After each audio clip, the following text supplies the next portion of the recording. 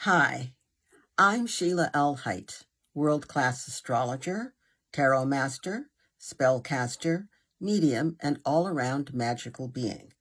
And I'm here today to talk to you about this week's astrology. And it's going to be quite a week. As a matter of fact, it is the beginning of the new era, totally in seriousness and strength and a little bit of wackiness. So the new era, what is that? Well, the planets are changing, and they're changing the way they operate. Our lives, as you know, our lives are changing, have changed, are changing, and will continue to change the way they operate. And so nothing is in a vacuum. Nothing happens in a vacuum. There's a planetary movement. There is the Earth planet movement. There is society's movement. There is your personal movement. And we are all on a trajectory that's taking us to a completely different place. We get to choose how the journey will be, depending on our willingness to take the actions that need to be taken. If we just sit and wait or sit and deny that we need to be doing something, then we get what happens, and we're not really able to say what that's supposed to be. If you don't like being at the mercy of happenstance, then get up and do something different to create something different. So I say all of that to say we will begin with the first planetary motion we need to pay attention to. The planet Pluto is out of bounds. When a planet is called out of bounds, it means that that planet has taken its own path. That means that that planet is going to do things its own way. Pluto is the planet of transformation. Pluto is the planet of the end of the old, the beginning of the new, or the death of the old, the birth of the new. Pluto is the planet of deep, deep honesty. It is the planet of all the way thorough healing. And Pluto does not take prisoners. So the planet Pluto is out of bounds, and I have lots of notes here, so I'm going to read from them. That means that the planet Pluto makes and follows its own rules. It makes and follows its own rules as it orbits the sun. We have been told that the sun is in control of what happens to the planets. Not so with Pluto or with the planet Uranus. They do what they want to do, and when they go out of bounds, they really do what they want to do. So the planet Pluto is out of bounds, and it's going to act in unexpected ways as it insists that we transform to become what we were created to be. With Pluto, there is no negotiation. Compliance is best. So it's a great way of saying the things that you've been meaning to do, you've been meaning to get around to, the stuff you've been meaning to let go of or hold on to, now is a great time to do it because Pluto is insisting on it. And it's happening not just this week, but this is something that's going to go on for quite a while. It stops being uncomfortable when you stop resisting. So Monday, today, the planet Saturn has gone backwards or retrograde into the sign Pisces. Now, it left Pisces a few months ago, and it moved into the sign Aries. Yay, great new era, great new sign. But it's also gone back now. So why would it go back? What do we get from that? Well, so the big question Saturn going back into Pisces is asking is, are you walking your talk? So for the next 5 months until February of 2026, Saturn is going to ask you to be honest with yourself. Saturn is going to ask you what you claim to support, and then Saturn is going to insist that you support that. Actively, openly, honestly support it. Now, if you think that that means Saturn is going to send you a text or an email or make a phone call, that's not how it works. Saturn will begin to make everything so uncomfortable that you will be forced to do the thing that Saturn is asking you to do on your own now. So I always say when the planets tell me we're going to insist on this later, I always say, do it now. It'll look like a picnic compared to what doing it later looks like. On Tuesday, tomorrow, the planet Mercury, the planet of communication, the planet of how we gather and process information, will move into the sign Virgo. It's going to leave dynamic, dramatic Leo and enter into its own sign, Virgo. Mercury rules two signs, Gemini and Virgo. So when a planet is in its own sign, it has extra strength. So Mercury in Virgo, it means that communications and technology may be wonky for a while. Well, how long a while? While Mercury is in Virgo. Please make room for delays or cancellations in your plans. Contingency plan is your friend. You'll need to think in more analytical and practical ways. Just because Mercury in Virgo is not interested in the fancy ways, Mercury in retrograde Mercury and Virgo is interested in, does it work? Will it work now? So, although focusing on details will be important while Mercury is in Virgo, please be careful of becoming too critical, and please be careful of having a limited perspective. Narrow perspectives don't work with Mercury in Virgo. You've got to relax your shoulders, breathe deeply, give yourself permission to expand the way you look at things. And please pay attention to your health, especially your diet. What you eat, when you eat it, how you eat it, all very important.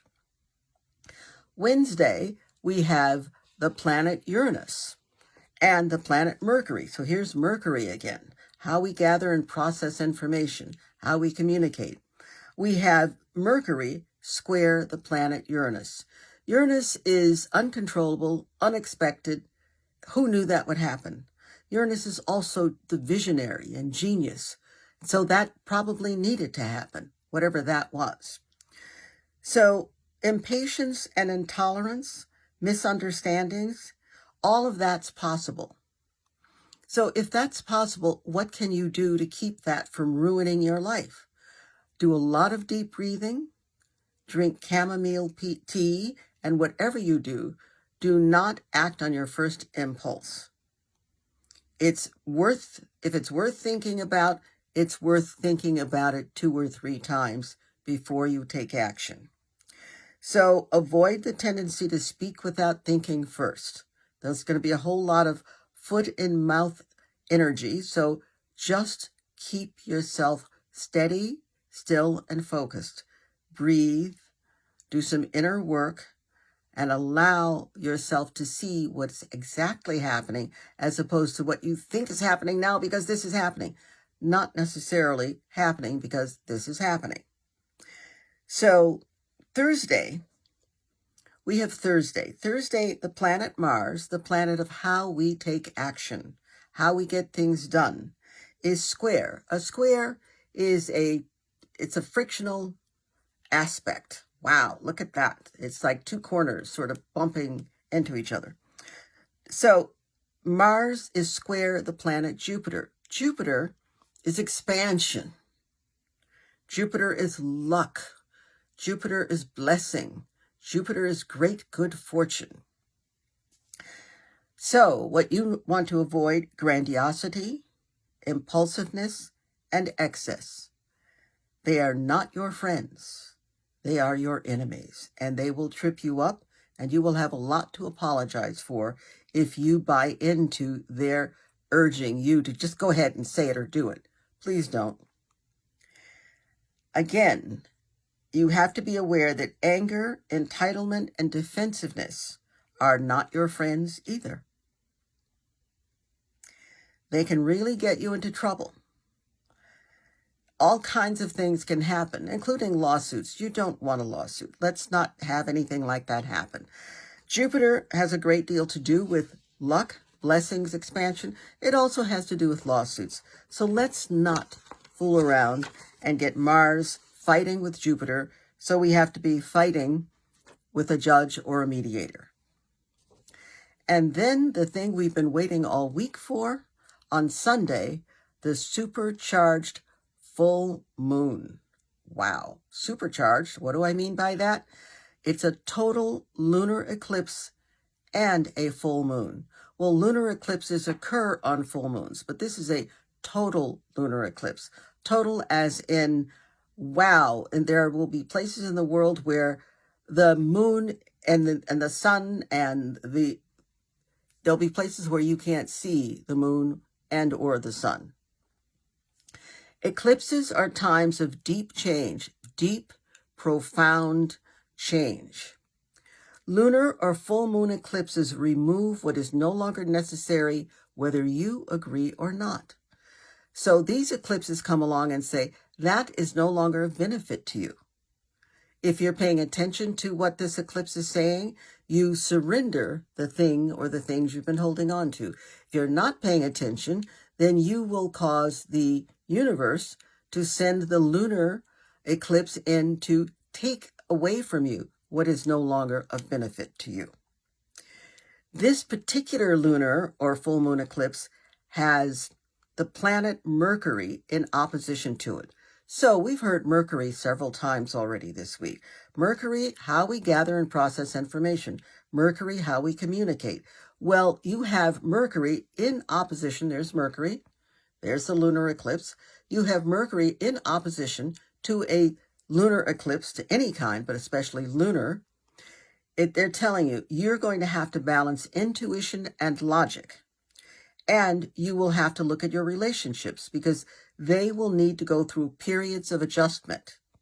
They will also want you, the moon, Mercury, will want you to be aware of the fact that manipulation can happen. Manipulation by your circumstances, by other people, manipulation can happen. You want to avoid that.